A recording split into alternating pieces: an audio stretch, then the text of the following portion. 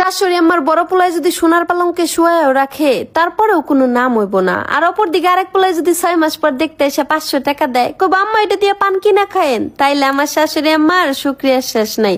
আসলে যে মানুষগুলো পরিবারের জন্য করে বেশি তাদেরই দোষ বেশি হয়। লুঙ্গিতে যদি আগুন লাগে তাইলে লুঙ্গি খুললেও বিপদ, না খুললেও বিপদ। ঠিক তেমনি সমাজে কিছু কিছু মানুষ আছে যাদের সাথে সম্পর্ক রাখলেও বিপদ, না রাখলেও বিপদ। মেয়েরা মরণকেও তত বেশি ভয় পায় না যতটা বেশি ভয় পায় এই ভেবে যে তার মৃত্যুর পর তার সন্তানকে হয়তো আর কেউ তার মতো করে ভালোবাসবে না। পায়ের জুতা আর গায়ের জামা এই দুইটা যদি কমফোর্টেবল না হয় তাহলে দেখতেও সুন্দর লাগে না, পরেও আরাম লাগে না। ঠিক তেমনি সংসার জীবনে যদি একটা মেয়ের স্বামী আর শাশুড়ি ভালো না হয় তাহলে সেই মেয়েটা সংসার জীবনে কোনোদিনও সুখী হতে পারবে না। অপমান তো যে কেউই করতে পারে, কারণ তার জন্য কোনো শিক্ষার প্রয়োজন হয় না। কিন্তু সম্মান করতে গেলে পারিবারিক শিক্ষার প্রয়োজন হয়, যেটা সবার মধ্যে থাকে না। পরিবারের বড় ছেলেগুলোকে গাধার সাথে তুলনা করা হয় কেন জানেন? কারণ গাধা সারাদিন পরিশ্রম করার পরেও তাকে লাঠি দিয়েই পেটানো হয়। ঠিক তেমনি সংসারের বড় ছেলেরা যদি সংসারের জন্য জীবনও দিয়ে দেয় তারপরেও বলবে তুমি আমাদের জন্য কি করছো। বাচ্চার নানীরা যদি বাচ্চার হাগুমতো পরিষ্কার করতে পারে তাহলে বাচ্চার দাদিরা কেন পারে না? বাচ্চার দাদিরা কি পারে জানেন? ওই নানির বাড়ি থেকে বেড়ায় আসার পর বলবে আয় হায় আমার নাতিটা তো একদম হুকায় কাট হয়ে গেছে, এত কালো হয়ে গেছে কে। অথচ কাছে যখন থাকে তখন তো বেশি পাত্তাই দেয় না।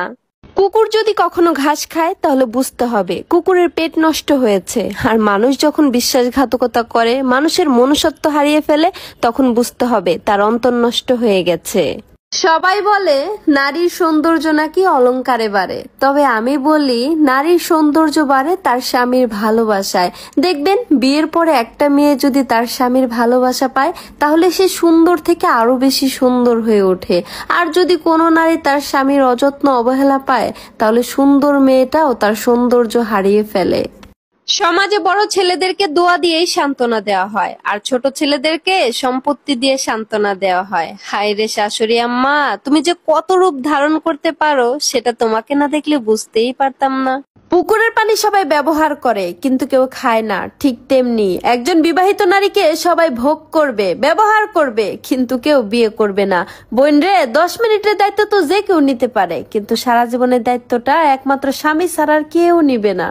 বোন রে, টাকাওয়ালা জামাই দিয়ে কি করবা? টাকার চার দেয়ালে বন্দি থাকবা? হ্যান্ডসাম স্বামী দিয়েই বা কি হবে? গলায় তো আর ঝুলিয়ে রাখতে পারবা না। তার চেয়ে বরং কেয়ারিং কাউকে চয়েস করো যে তোমাকে ভালোবেসে যত্ন করে আগলে রাখবে। বউ কখনো মেয়ে হয় না আর শাশুড়ি কখনোই মা হয় না। তাই তোমার বউ, তোমার সংসার তুমি কিভাবে চালাবা সেই শিক্ষাটা যদি তুমি তোমার মা আর বোনের কাছ থেকে নাও তাহলে বেশি কিছু না, ডিভোর্সের ডিগ্রিটা খুব তাড়াতাড়ি তুমি পেয়ে যাবা।